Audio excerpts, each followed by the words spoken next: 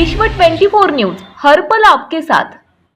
नागपुरात गेलेले आहेत, रामरक्षा पठण करतायत आणि मंदिरामध्ये जाऊन त्यांनी रामरक्षा पठण जे आहे ते केलं जात आहे। आणि काही वेळापूर्वी रामरक्षा पठण सुरू होण्याच्या आधीच नागपूर महानगरपालिकेने कारवाई केली की ठाकरेंचे सगळे बॅनर जे आहेत रस्त्यावरती लावलेले ते काढले, त्याच्यामुळे सुद्धा बराच वाद पाहायला मिळतो। तुम्हाला निमंत्रण होतं? पहिल्यांदा तर मला या गोष्टीचा आनंद आहे की उद्धवजींच्या शेवटी हे लक्षात आलं, जो राम का नहीं वो किसी काम का नहीं। त्यामुळे ते रामाकडे परत गेले, त्याबद्दल मी त्यांचं अभिनंदन करतो।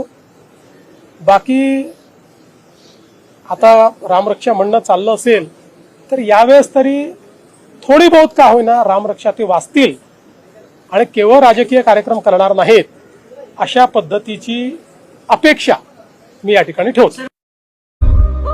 राज्यातील महत्त्वाच्या आणि आपल्या भागातील ताज्या बातम्या पाहण्यासाठी आजच आमच्या विश्व 24 न्यूज चॅनलला YouTube वर सबस्क्राइब करा आणि बेल आयकॉन प्रेस करा।